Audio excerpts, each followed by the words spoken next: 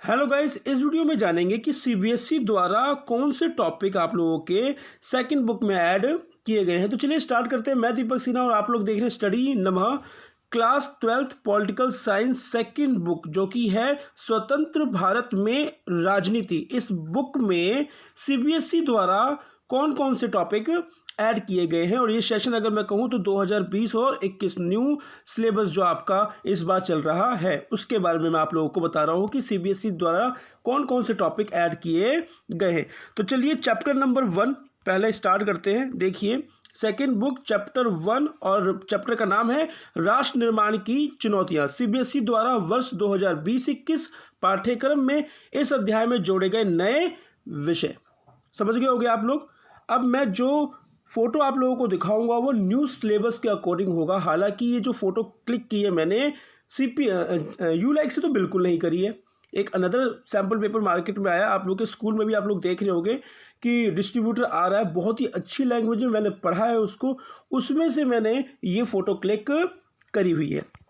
तो चलिए स्टार्ट करते हैं चैप्टर 1 और चैप्टर 1 में टॉपिक देख लीजिए कि क्या क्या टॉपिक है। पहला है पटेल तथा राष्ट्रीय एकता। ये सारी चीज़ें अगर मैं कहूँ तो ये पटेल जी के बारे में बताई गई हैं। इसको एक बार देख लीजिएगा। मैं समझा बिल्कुल नहीं रहा, बस आप लोगों को इस वीडियो में इतना बताना चाहता हूँ कि कौन कौन से टॉपिक ऐड हुए हैं, क्योंकि बच्चे बहुत ज़्यादा कन्फ्यूज़ हैं और हिंदी मीडियम वाले तो बहुत ज़्यादा कन्फ्यूज़ हैं। आगे बढ़ते हैं, इसी का पार्ट है परिचय। आ गया परिचय सरदार वल्लभ भाई पटेल का स्वतंत्रता आंदोलन में भूमिका कि सरदार वल्लभ भाई पटेल ने आंदोलन में कौन कौन सी भूमिका निभाई। आगे बढ़ते हैं, बहुत ही स्लो जाऊंगा कि आप लोगों को समझ में आए। नेक्स्ट टॉपिक होगा आपका बारदोली सत्याग्रह, एक ये टॉपिक।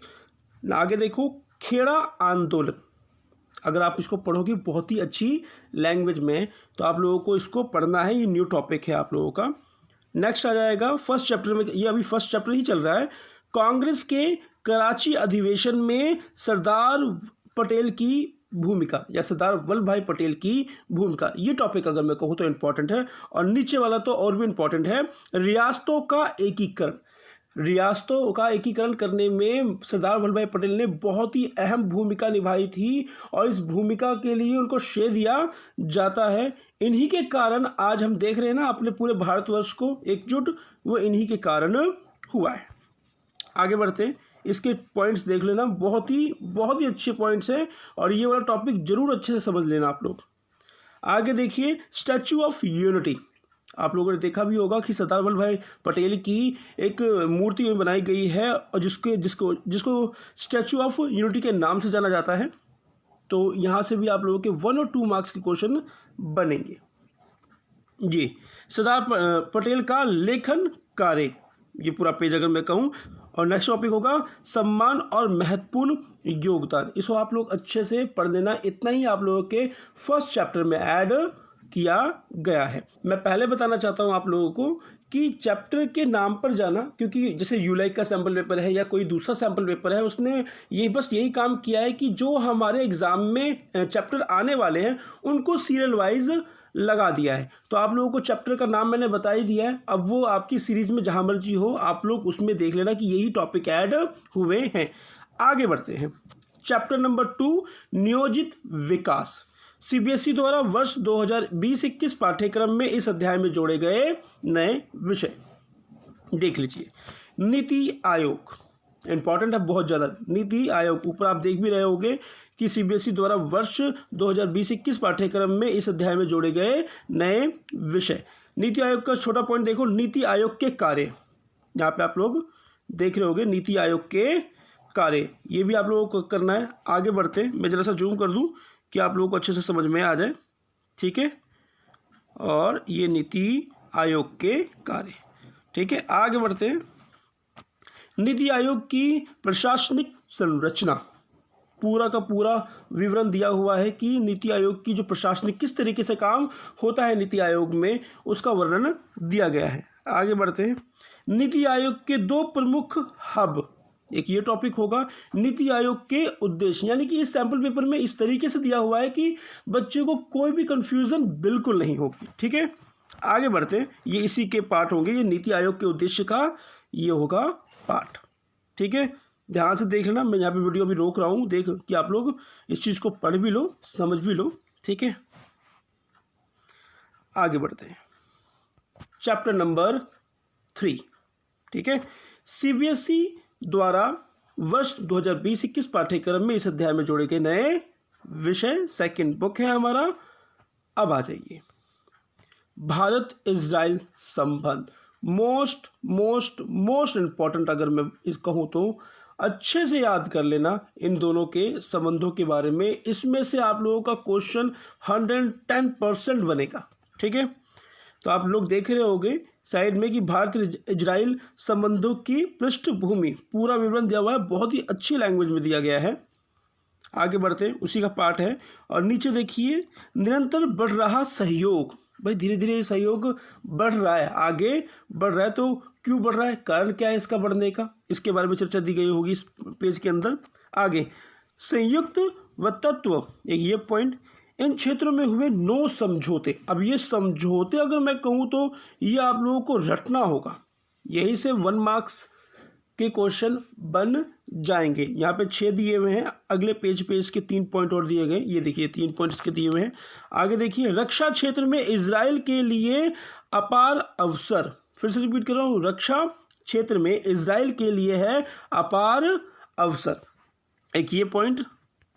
सहयोग के अन्य मुद्दे, कि अन्य मुद्दे कौन कौन से सहयोग के, कि वो एक दूसरे को सहयोग कर रहे हैं। कृषि में सहयोग, देख लीजिए पॉइंट, कृषि में सहयोग।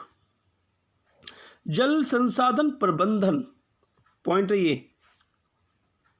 इन्हीं के कारण तो भारत और इजराइल के समझौते बढ़ रहे हैं, अच्छे मधुर हो रहे हैं। आगे, सामरिक भागीदारी, देखिए पॉइंट। नेक्स्ट टॉपिक है अध्याय एक नज़र में, यानी कि ऊपर जितने टॉपिक बताए हैं इस चैप्टर के, वो एक नज़र में आप लोग पढ़ सकते हो। आगे बढ़िए, इसी चैप्टर का ये पॉइंट है जो थोड़ा एक नया फ्रेश जोड़ा गया है।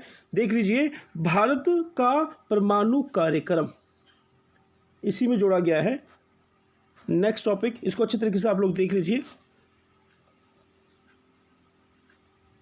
नेक्स्ट इसके अंदर जोड़ा गया है भारत का परमाणु कार्यक्रम, मोस्ट इंपॉर्टेंट टॉपिक है ये, मोस्ट इंपॉर्टेंट। इसको अच्छे से आप लोग पढ़ जरूर लेना, क्योंकि इसमें से 1 मार्क्स और 4 मार्क्स के अगर मैं कहूँ तो इस तरीके से बन सकते हैं क्वेश्चन, 3 मार्क्स के। आगे, भारत का परमाणु ऊर्जा कार्यक्रम, एक ये टॉपिक है आप लोगों का।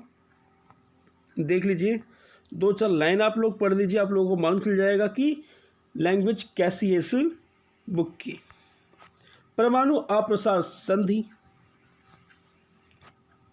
एनपीटी आपने देखा, आपने तो फर्स्ट चैप्टर में भी इसके बारे में पढ़ा होगा। 12th की जो फर्स्ट बुक है उसमें भी आप लोगों ने इसके बारे में पढ़ा होगा, एनपीटी के बारे में। ठीक है, आगे बढ़िए। व्यापक परमाणु प्रशिक्षण प्रतिबंध संधि, CTBT, ये भी आपने फर्स्ट चैप्टर में पढ़ा होगा, मगर इसमें थोड़ा सा विस्तार पूर्वक दिया गया है, तो इसको आप लोग जरूर पढ़ लेना। अब देखो, इसके अंदर फिर एक और उप इकाई, यानी कि ये जो चैप्टर है लंबा चैप्टर है, इसमें बहुत कुछ ऐड किया गया है। बच्चों, आप लोगों को यही बात कहूँगा कि इसमें इतना ज़्यादा ऐड इस चैप्टर में किया गया है कि अगर जो पहले के क्वेश्चंस होंगे ना तो उनको आप लाइट ही लेना, मगर जो ऐड किया गया है ना उनको लाइट बिल्कुल मत लेना, उनको अच्छे से आप लोग याद कर लेना। लोकतांत्रिक अभ्युत्थान, ये एक टॉपिक है वोट के लिए, और इसी से जुड़ा हुआ ये एक पैराग्राफ जो कि बड़ा है, ध्यान से आप लोग देख रहे हैं। थोड़ी सी फोटो ब्लर आ गई है, मगर क्लीन है, पढ़ने में आ रहा है। यानी कि इस चैप्टर में बस इतना ही दिया हुआ है, बस क्या इस चैप्टर में अगर मैं कहूँ तो बहुत ज़्यादा दिया हुआ है। तो आइए हम नेक्स्ट चैप्टर नंबर 5 है सेकंड बुक का, लोकतांत्रिक पुनरुत्थान ये चैप्टर है। और इसके अंदर देखिए क्या क्या टॉपिक ऐड किए गए हैं। जयप्रकाश नारायण तथा संगम क्रांति, नवीकरण अगर मैं कहूँ तो इंटरेस्टिंग, इसको आप लोग पढ़ना, इसी का पार्ट है ये। मैं इसको थोड़ा जूम कर दूँ, देख लो आप लोग ये, और इसी का पार्ट नीचे, ठीक है। और इसी पार्ट में अगर मैं कहूँ तो संपूर्ण क्रांति, ये आप साइड में देख रहे हो, लेफ्ट हैंड साइड में नीचे 2 लाइन के ऊपर संपूर्ण क्रांति, एक नया टॉपिक है ये। आगे बढ़ते हैं।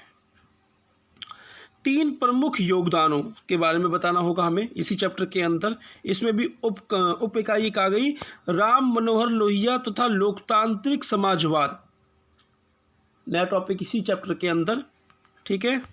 सॉरी, ये रहे राम मनोहर लोहिया, उनके बारे में पूरा जीवन परिचय। उसके बाद प्रमुख बिंदु राम मनोहर लोहिया के बारे में मैं थोड़ा जूम कर दूं कि आप लोगों को पढ़ने में भी आ जाए। नीचे की 2 लाइनें थोड़ी ब्लर हो गई हैं, ठीक है। आगे, लोहिया का समाजवाद का विचार, एक ये पॉइंट। स्वतंत्रता पूर्व भूमिका, एक ये है टॉपिक। आप लोग पढ़ना, न्यू टॉपिक दे रखे हैं, पेपर हार्ड बनेगा, पक्का देखना। स्वतंत्रता के बाद की भूमिका, प्रमुख लेखन कार्य। अब इसमें एक और उप इकाई जुड़ गई, देखिए, दीनदयाल उपाध्याय तथा एकात्म मानववाद, एक ये उप इकाई, नया टॉपिक। दीनदयाल उपाध्याय जी के बारे में एक संक्षिप्त जीवन परिचय, आप देख रहे होगे नीचे दिया हुआ है और डिटेल में यहाँ पर देखिए, ठीक है। पंडित दीनदयाल उपाध्याय और एकात्म मानववाद, ये पूरा का पूरा टफ जाएगा। ये जो ऐड किया है ना इन्होंने, बहुत ज़्यादा टफ ऐड किया है। मैं तो ये कह रहा हूँ कि अगर इनको ऐड करना है तो ढंग से ऐड करते, पूरा न्यू ही करते थे। कुछ टॉपिक ऐड करने का कोई फ़ायदा बिल्कुल नहीं था। अगर चैप्टर कटिंग करनी है तो पूरे चैप्टर को कट ही कर दो आप, और अगर ऐड बनाना तो पूरा नया चैप्टर बना दो। मगर इन लोगों ने ऐडिंग कटिंग करके ना दिमाग ख़राब कर रखा है CBSE वालों ने बच्चों का। ये एक पॉइंट देखो, पंडित दीनदयाल उपाध्याय और एकात्म मानववाद, ठीक है। ये आपका यहाँ तक पॉइंट को पढ़ना आप लोग, ठीक है। नेक्स्ट पॉइंट इसका, राजनीतिक क्षेत्र में पंडित दीनदयाल उपाध्याय का योगदान, एक ये टॉपिक है। प्रमुख लेखन कार्य, इसी का भाग। वर्तमान परिप्रेक्ष्य, एक ये पॉइंट, ठीक है, इसी का भाग। अब खत्म हो गया, अब आ गया चैप्टर नंबर 6। तो चैप्टर नंबर 6 है सेकंड बुक का, भारतीय राजनीति, प्रवृत्तियां एवं विकास, ये पॉइंट चैप्टर। अब आ जाइए कि इस चैप्टर में क्या क्या ऐड किया गया है। राष्ट्रीय जनतांत्रिक गठबंधन, राजग, नेशनल डेमोक्रेटिक अलायंस यानी कि NDA का इतिहास आप लोगों को इस चैप्टर के बारे में मालूम चलेगा। तो पहले इतिहास में पढ़ेंगे, फिर 2014 के बाद राष्ट्रीय जनतांत्रिक गठबंधन का क्या स्वरूप रहा, कैसा रहा। आपने देखा होगा 2014 में मतलब कि नेता में नेता, मोदी नेता, हर हर मोदी जी सत्ता में आए और संपूर्ण बहुमत के साथ आए, तो उनके बारे में पढ़ने को मिलेगा आपको। ये उसी का पार्ट है। और नीचे आप लोग देख रहे होंगे कि विकास व सुशासन के ये बाद विषय है, ठीक है। इसको आप, एक पॉइंट ये है, इसको आप लोग पढ़ना। इसमें कुछ पॉइंट देख लीजिए, सुशासन के प्रमुख तत्व और विकास का अर्थ, ओके। अब देख लीजिए 2014 के पश्चात भारतीय राजनीति में एक बड़ा परिवर्तन, सुशासन का।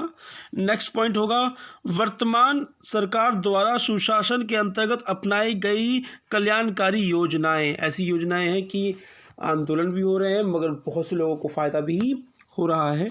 इसके पॉइंट देख लीजिए, प्रधानमंत्री उज्ज्वला योजना, ये प्लीज़ ये लोग पढ़ना आप लोग कि प्रधानमंत्री द्वारा क्या क्या स्कीम्स लागू की गई हैं। दूसरा, स्वच्छ भारत अभियान। तीसरा, जनधन योजना, फ़ायदा अभी तक मिला नहीं है जनता को मगर अकाउंट ओपन हो चुके हैं।